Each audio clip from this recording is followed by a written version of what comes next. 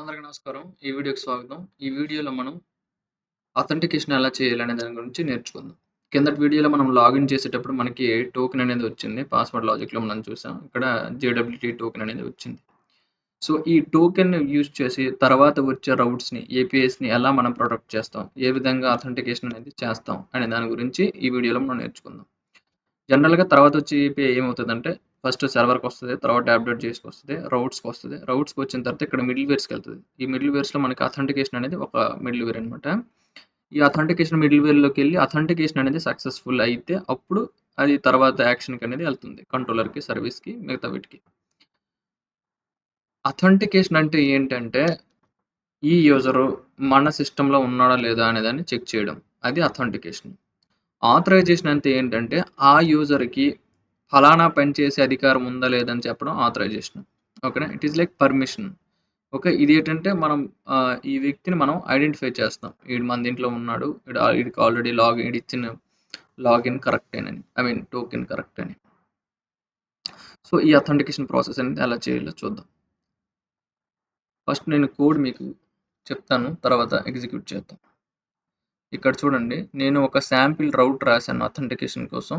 తర్వాత మనం real routes కూడా రాస్తాం. సరేనా? ఈ శాంపిల్ రౌట్‌లో నేనేం చేశానంటే ఫస్ట్ అథెంటికేషన్ మిడిల్‌వేర్ అనేది ఇచ్చాను. తర్వాత కంట్రోలర్‌కెళ్తది. ఓకేనా? కంట్రోలర్‌కెళ్ళకుండా ఇది శాంపిల్ రౌటే కాబట్టి ఇక్కడ నుంచి నేను జస్ట్ రెస్పాన్స్ అనేది ఇచ్చేసాను. అయితే ఈ అథెంటికేషన్ మిడిల్‌వేర్‌లో ఏముంది అనే దాన్ని మనం చూద్దాం. ఇది అథెంటికేట్ చూడండి ఇక్కడ మిడిల్‌వేర్ అనే ఫోల్డర్ ఉంది కదా! ఈ మిడిల్‌వేర్ అనే ఫోల్డర్‌లో నేను అథెంటికేషన్ మిడిల్‌వేర్ డాట్ జేఎస్ అనే ఫైల్‌ని క్రియేట్ చేశాను. ఇక్కడ మనం సేమ్ మళ్ళీ జేసన్ వెబ్ టోకెన్ వాడుతున్నాము. అలాగే మన కాన్ఫిగరేషన్ ఫైల్స్‌ని కూడా వాడుతున్నాము. ఇక్కడ చూడండి మోడల్ కూడా తీసుకున్నాను నేను. అథెంటికేషన్ మిడిల్‌వేర్‌లో ఫస్ట్ ఏం జరుగుతుందంటే ఫస్ట్ మనం హెడర్స్ నుంచి ఆథరైజేషన్ అనే పారామీటర్‌ని తీసుకుంటాం. ఈ ఆథరైజేషన్ పారామీటర్‌లు అనేది ఎగ్జిస్ట్ అయిందో లేదో చూస్తాం. ఒకవేళ ఆథరైజేషన్ అనే పారామీటర్ ఎగ్జిస్ట్ అవ్వకపోతే అథెంటికేషన్ రిక్వైర్డ్ టోకెన్ మిస్సింగ్ అనే మెసేజ్‌ని మనం ఇస్తాం. ఓకేనా? ఒకవేళ ఉంటే గనక మనం ఏం చేస్తామంటే ఫస్ట్ బేరర్ టోకెన్‌ని మనం వాడుతున్నామండి. సో, ఇదేంటంటే బేరర్ స్పేస్ ద టోకెన్ ఏదైతే మనకి జనరేట్ అయిందో అది ఇస్తాం. సో, అందుకనే మనం స్ట్రింగ్ ఆపరేషన్ చేసి స్ప్లిట్ చేసుకుంటున్నాం. అందులో స్ప్లిట్ చేస్తే గనక మనకేమొస్తదంటే ఏరియా వస్తది. ఏరియాలో మనకి ఫస్ట్ ఇండెక్స్‌లో మనకి 0 ఇండెక్స్‌లో బేరర్ ఉంటది. ఫస్ట్ ఇండెక్స్‌లో మనం ఇచ్చిన టోకెన్ ఉంటది. సో, ఆ టోకెన్‌ని మనం ఇక్కడ గ్రహించాం.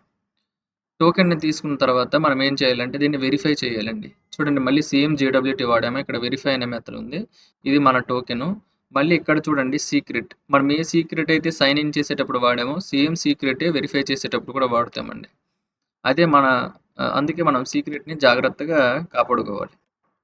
సో, మన సీక్రెట్ ఎవరికైనా దొరికితే వాళ్ళు కూడా మన టోకెన్‌ని ఈజీగా వాళ్ళు కూడా డీకోడ్ చేసేయగలుగుతారు. సో, ఇక్కడ డీకోడ్ చేసాం. డీకోడ్ చేసిన తర్వాత కూడాను ఓకేనా?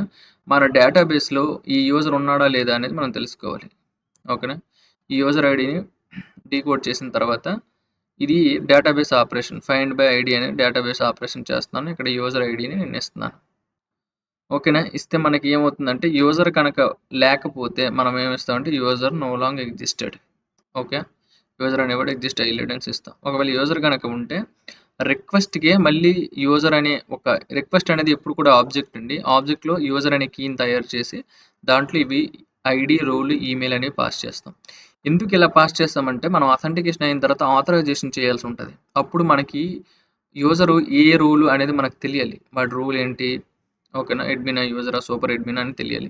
ఆ రోల్‌ని బట్టి వాడికి ఏ పర్మిషన్ ఉందో మనం చూడాలి. చూసి అప్పుడు ఆథరైజేషన్ చేయాల్సి ఉంటది.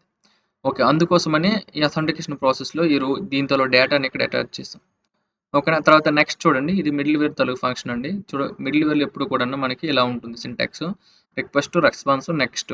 ఈ నెక్స్ట్ అనే ఫంక్షన్ ఏం చేస్తదంటే మనం అనుకున్న కండిషన్స్ కానీ ఇది మీట్ అయితే గనక నెక్స్ట్ అనే ఫంక్షన్‌ని కాల్ చేస్తాం. అప్పుడు ఇది ఏం చేస్తదంటే నెక్స్ట్ దీని తర్వాత ఉన్న నెక్స్ట్ ఫంక్షన్ ఏదైతే ఉంటదో దానికి కంట్రోలర్ అనేది వెళ్తుంది. ఓకేనా. ఒకవేళ ఈ ప్రాసెస్‌లో ఎక్కడైనా సరే మనకి మిస్టేక్స్ వస్తే గనక ఇన్వాలిడ్ అనేసి మనం ఇస్తున్నాం. ఓకేనా. ట్రై క్యాచ్ అది జస్ట్ ఎర్రర్ హ్యాండ్లింగ్. ఓకేనా. అది అయిన తర్వాత మనకిక్కడ మిడిల్‌వేర్‌లో రిక్వెస్ట్ రెస్పాన్స్ అనమాట ఇక్కడ వస్తదనమాట. సరే అండి. ఇది అంతా థియరీ. మనం ఎగ్జిక్యూట్ చేసి చూద్దాం. ఇక్కడ మీరు చూసినట్లయితే నేను జావాస్క్రిప్ట్ డీబగ్ టెర్మినల్‌లో రన్ చేస్తున్నాను. నోడ్ సర్వర్ డాట్ జేఎస్ నేను సర్వర్ అనేది రన్ అవుతుంది. మాంగోడీబీ కూడా కనెక్ట్ అయ్యి ఉంది. సో, ఇప్పుడు మనం ఫస్ట్ లాగిన్ అవుదాం. చూడండి లాగిన్ యూజర్ నేను ఆల్రెడీ చెప్పుకున్నాం కదా! అదని. ఓకే. నేను రిక్వెస్ట్‌ని సెండ్ చేస్తున్నాను. సో ఇప్పుడు మనకి రిక్వెస్ట్ సెండ్ చేసిన తర్వాత ఇక్కడ చూడండి మనకి టోకెన్ అనేది వచ్చింది. ఓకేనా? ఈ టోకెన్ మనం కాపీ చేసుకొని ఇక్కడ చూడండి అథెంటికేషన్ శాంపిల్ అని ఉంది కదా, అథెంటికేషన్ శాంపిల్ అనేది నాది గెట్ ఏపీఐ అండి. ఇక్కడ దీంట్లో నేమ్ ప్రొఫైల్. ఓకేనా? ఇక్కడ చూడండి హెడర్స్లో నేను ఆథరైజేషన్ అనే కీ ఇచ్చాను. ఇక్కడ వాల్యూ చూడండి బేరర్, అండ్ నేను అక్కడ టోకెన్ని కాపీ చేసి ఇక్కడ పేస్ట్ చేశాను. సరేనా? ఇప్పుడు మనం దీన్ని చెక్ చేద్దాం ఎలా పనిచేస్తుంది. ఓకే, నేను సెండ్ చేశాను. డీబగ్గర్ మనది ఆన్ ఉంది కాబట్టి ఇక్కడ చూడండి మిడిల్ వేర్లోకి వచ్చింది. ఫస్ట్ పాయింట్ ఏంటంటే మనం హెడర్లో ఆథరైజేషన్ని తీసుకుంటే కనుక ఇక్కడ చూడండి ఆథరైజేషన్లో మనకి హెడర్లో ఈ వాల్యూ అనేది వచ్చేసింది బేరర్, మనం ఇచ్చిన టోకెన్. సో ఇది కూడా ఈ ఇఫ్ కండిషన్ అనేది చెక్ చేస్తుంది. ఓకేనా? ఇఫ్ కండిషన్లో మనకి ఆల్రెడీ ఉంది కాబట్టి నెక్స్ట్ దీనికి వచ్చేసింది. ఇక్కడ స్ప్లిట్ చేసిన తర్వాత ఇక్కడ మనం టోకెన్ మాత్రమే గ్రహిస్తాం. ఇక్కడ చూసినట్లయితే చూడండి బేరర్ పోయింది, ఓన్లీ టోకెన్ ఉంది. ఇప్పుడు మనం వెరిఫై చేస్తామండి. వెరిఫై చేస్తే మనకి డీకోడెడ్ ఐటమ్స్ అనేవి వస్తాయి. ఇప్పుడు ఈ డీకోడ్లో మనం చూసినట్లయితే చూడండి యూజర్ ఐడి, ఓకే, వి ఎక్స్పైరీ టైం అండి. యూజర్ ఐడి అనేది మనకు వచ్చింది. సో యూజర్ ఐడిని మనం ఏం చేస్తామంటే ఫైండ్ బై ఐడి, ఓకేనా, ఫైండ్ బై ఐడి అనే ఫంక్షన్ని డేటాబేస్లో వాడి మనం యూజర్ తలగా ఆబ్జెక్ట్ని తీసుకొస్తాం. ఇక్కడ మేము చూసినట్లయితే మనకి యూజర్ తలగా ఆబ్జెక్ట్ అనేది వచ్చింది. ఓకే, ఇది డేటాబేస్ రికార్డు. ఓకేనా? సో యూజర్ అనేది వాడు మన డీబీలో ఎగ్జిస్ట్ అవ్వకపోతే కనుక ఈఫ్ కండిషన్లోకి వెళ్తుందండి. కానీ మనకి యూజర్ అనేది ఎగ్జిస్ట్ అయి ఉన్నాడు కాబట్టి ఇప్పుడు మనం యూజర్లోకి నెక్స్ట్ దీనికి వచ్చాం. ఇక్కడ రిక్వెస్ట్ డాట్ యూజర్కి ఇచ్చాం, తర్వాత నెక్స్ట్కి వెళ్ళిపోయాం. ఇక్కడ చూడండి తర్వాత నేను జస్ట్ వచ్చిందని నేను జస్ట్ రిటర్న్ చేస్తాను అంతే, పెద్దగా ఏం లేదు ఇక్కడ. అంటే అథెంటికేషన్ ఎలా అవుతుంది అనేది చూపించడం కోసం ఇది చేస్తున్నాం అనమాట. సో ఈ విధంగా అథెంటికేషన్ అనేది వర్క్ అవుతుందండి. ఇప్పుడు చూడండి మన ట్రూ ప్రొఫైల్ డేటా, ఓకేనా, ఐడి రోల్, ఓకేనా, ఇది యూసర్. సో ఈ విధంగా అథెంటికేషన్ అనేది వర్క్ అవుతుందండి. Thank you for listening.